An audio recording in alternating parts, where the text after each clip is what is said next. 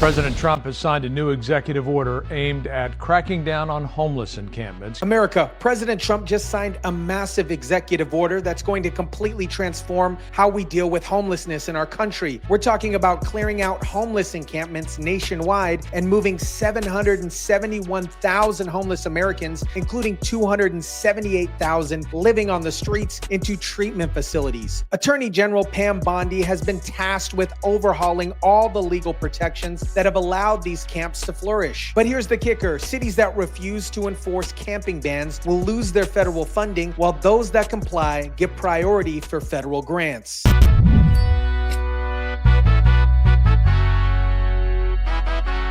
Executive order. The president now wants it easier for communities to remove homeless people from the streets and relocate them to a shelter or treatment center. What is up, guys? Tyson Dela Cruz here. Thank you so much for rocking with me. No more enabling drug addicts and mental illnesses on our streets. No more treating public spaces like open air asylums. Let me break down what this executive order actually does. Trump is directing cities and states to clear homeless encampments nationwide, saying that they pose a threat to life, health, and community safety. This is true, and he's using federal money as a stick to make it happen. This EO stresses that states and cities need to adopt policies for dismantling homeless encampments, just like the ones you see right here. The White House is fast-tracking federal funding specifically for communities that crack down on illegal public drug use, urban camping, and track locations of sex offenders. If you want federal grants, you have to enforce camping bans. It's that simple. The White House also fast-tracking now more federal funding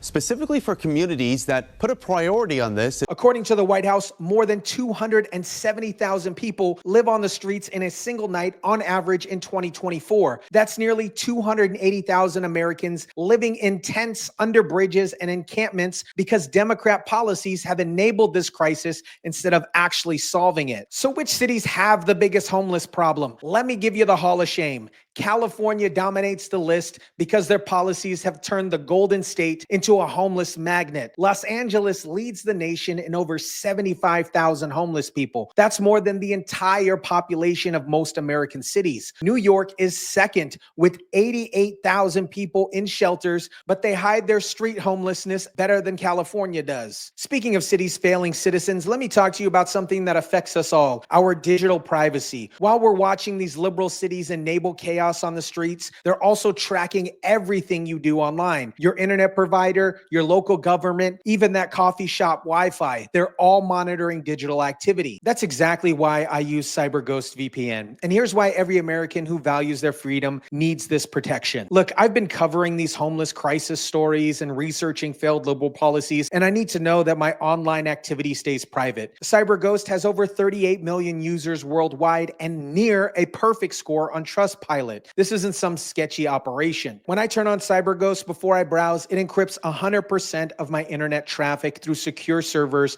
in over 100 countries. Nobody can see what I'm researching, what news I'm reading, or what content I'm accessing. Not my ISP, not government agencies, not anyone trying to track my investigative work. But here's the bonus. You can also unlock streaming content that's blocked in your region. Better deals online by changing your virtual location, and protect up to 7 devices with one subscription. Perfect for keeping your entire family's digital freedom secure. Right now, CyberGhost is hooking up my audience just $2.19 a month plus 4 months free. That's 83% off with a 45-day money-back guarantee. In a world where liberal cities are failing to protect you on our streets and online, you need to take control of your own digital security. Links in the description. Protect your freedom today. Now let's get back to these failed cities and the chaos that they've created. Here we are. We still have the same thing. Diane Radishat was hoping the fight over homeless encampments around her senior apartment complex in Seattle was over. Seattle is another disaster zone. Diane, who lives in senior apartments, thought that the city had solved the encampment problem after clearing up a massive camp last year. But now RV encampments are back on her streets, and she says there's consistent drug activity day and night. They promised us as a community that we wouldn't have to continue with this. And that is not happening. Now an RV encampment is back on this street between the senior apartments and a Metro Park and Ride. The stop and go traffic day and night for the drug activity at these vehicles constant. Here's what the media won't tell you about the homeless crisis. It's not primarily about housing costs. It's about drug addiction and mental illness. In Seattle, police just arrested somebody dealing meth and fentanyl out of an RV encampment, and look what they found. They arrested somebody who was dealing drugs, meth and fentanyl out of an RV in an encampment there.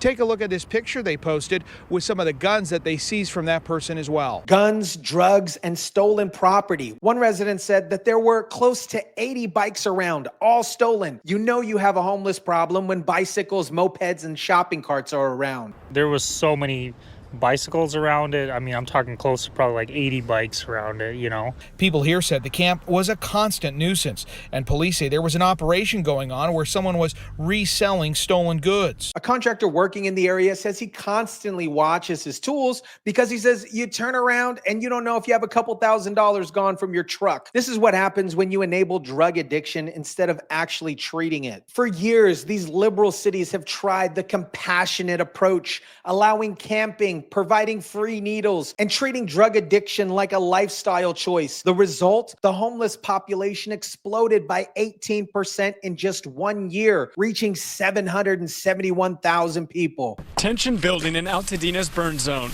Fox 11. Residents now worried about squatters setting up camp on charred properties. In the fire-ridden Los Angeles, the situation has gotten so bad that squatters are now taking over properties of these fire-damaged areas. People who lost their homes in the fire are worried about criminals moving into their burnt-down lots while they're trying to rebuild. Diane in Seattle perfectly captured the frustration of ordinary Americans. We've literally had enough, she says. The city promised her community that they wouldn't have to deal with the encampments anymore. But guess what? Nothing's changed. Everyone we talked to said they hope people without housing can be helped.